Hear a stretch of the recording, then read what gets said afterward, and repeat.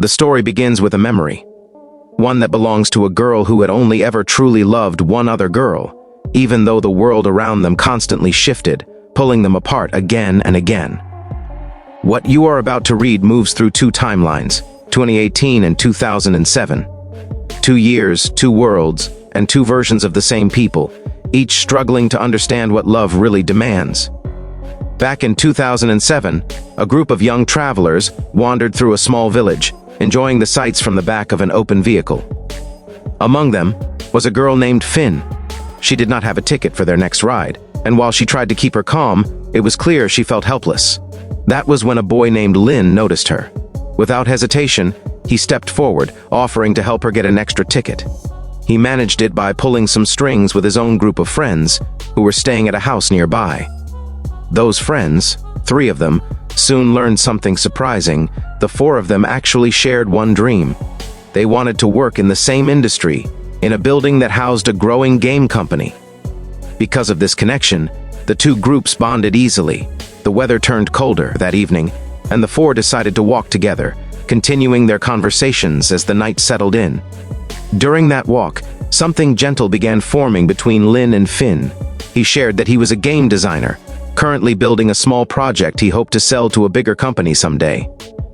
Finn smiled and revealed that she worked in sales. Nothing special, but something that kept her going. They laughed, teased, and slowly began weaving a connection that neither of them fully understood yet. The timeline shifts to 2018. Lynn and Finn now appear on a boat, sitting in different classes, Lynn in business class and Finn in economy. They look at each other from afar, pretending not to notice. When the boat hits a rough patch and shakes, they grip their seats, and for a moment it feels as if they've traveled back to their first meeting. But things have changed.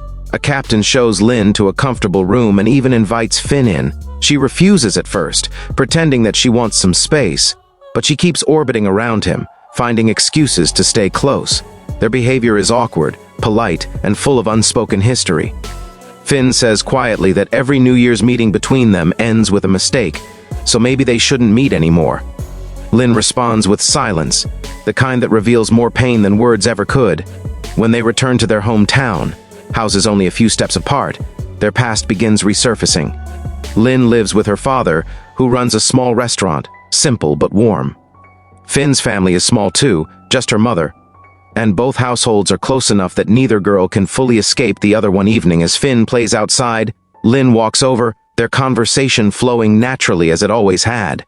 Lynn's father sees them together and invites Finn to dinner. A neighbor asks Lynn quietly whether Finn is her girlfriend.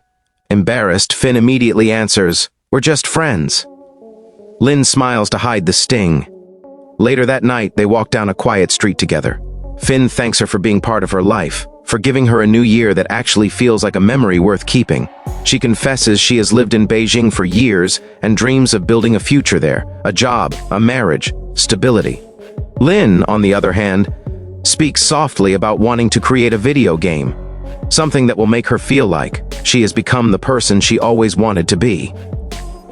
At midnight, fireworks scatter across the sky. For a moment, they are close enough to touch, but neither does. They simply breathe in the new year as if it belonged to them. But the world rarely waits for love to grow at its own pace. Time jumps back again to the years shortly after their first meeting. Finn's financial struggles become clear. She takes small jobs, often borrowing money or relying on men who are older and wealthier. Meanwhile, Lynn graduates and starts working in a small game shop with friends. One night, the group sits in a bar. Finn arrives with a man she introduces as her boyfriend. He is older, distant, uninterested in Finn, except for what she can give him. Lynn hates everything about him. His presence, his tone, the way he looks at Finn like she's something he bought, but she says nothing. When Finn drinks too much to walk, Lynn volunteers to take her home. Her frustration finally spills out. "Why would you date someone just because your father likes him? You deserve better." Finn insists that a stable job and a house are enough reasons for marriage in her life. Lynn cannot understand. Their worlds seem to be drifting apart. The next day, Lynn learns from her friends that Finn is planning to leave the city. Her father found her a secure job far away, and Finn sees it as her chance to escape a life she doesn't believe in. Lynn pleads with her to stay longer, just a few days, so they can finish building the game together. The game could change everything. Finn shakes her head. She doesn't believe Lynn can succeed, not because she lacks talent, but because Finn has stopped believing in dreams altogether. That night, Finn calls Lynn, crying. Her boyfriend kicked her out. She has nowhere to go. Lynn doesn't hesitate. She tells her to come stay with her, even though her home is tiny compared to the man's luxurious apartment. When they walk in, Lynn's father eyes Finn suspiciously and asks if she is Lynn's girlfriend. Angry and confused, Finn blurts out, "Yes, she is." The room falls silent. Later, the two talk quietly about their lives, their disappointments, and the strange direction everything is headed. The next morning, a man comes to the game shop to buy a project. He rejects Lynn's work, so her friend offers him another game, one that isn't theirs. Lynn refuses to steal credit, and the argument escalates. Her friend accuses her of wasting time and says he can't work with her anymore. Lynn feels abandoned, hurt, and unsure of what she even has left. Returning home, she sees Finn stepping into another rich man's car. Something in her collapses.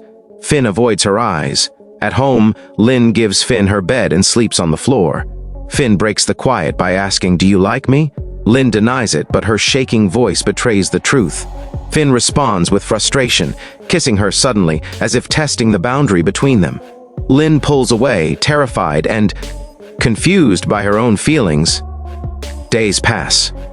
Lynn takes odd jobs, selling clothes on the street, doing small tasks just to survive. One day, Finn shows up wearing expensive clothes given by her new boyfriend. When police arrive and everyone runs, the fragile stability of Finn's new relationship shatters. In a mall, Finn sees her boyfriend with another woman, his wife. Realizing he had lied to her about everything, she breaks down. She leaves without thinking, wandering the streets until Lynn finds her and brings her home. That night, they drink together and talk honestly for the first time in years. Lynn says, "One day we'll be rich. One day all this won't matter." For the first time, Finn believes her, but the next morning Finn is gone again. No note, no explanation. Lynn spends the whole day calling her until Finn finally answers and says, "Can we just be friends?" "That's what you always said we were." The words crush Lynn. The timeline shifts again. The two now sit in the same room in 2018, laughing about their past, pretending it doesn't hurt. Finn asks softly, "Was that your first time being in love?" Lynn nods. She once believed that whoever she loved would stay with her forever, but life didn't work that way. Eventually, Finn learns that Lynn had been arrested, forced into selling adult films by a cruel employer. Finn rushes to Lynn's father, who tells her that Lynn is safe but doesn't reveal the truth, not wanting her to worry. When Finn discovers what really happened, guilt consumes her. She realizes she abandoned Lynn when Lynn needed her most. When Lynn is released from jail, Finn meets her at the door. Lynn is furious at first, but her anger melts the moment Finn whispers, "I loved you too." They hold each other, finally allowing their hearts to speak the words that had been trapped for over a decade. Together again, they try to rebuild the pieces of their lives, step by fragile step.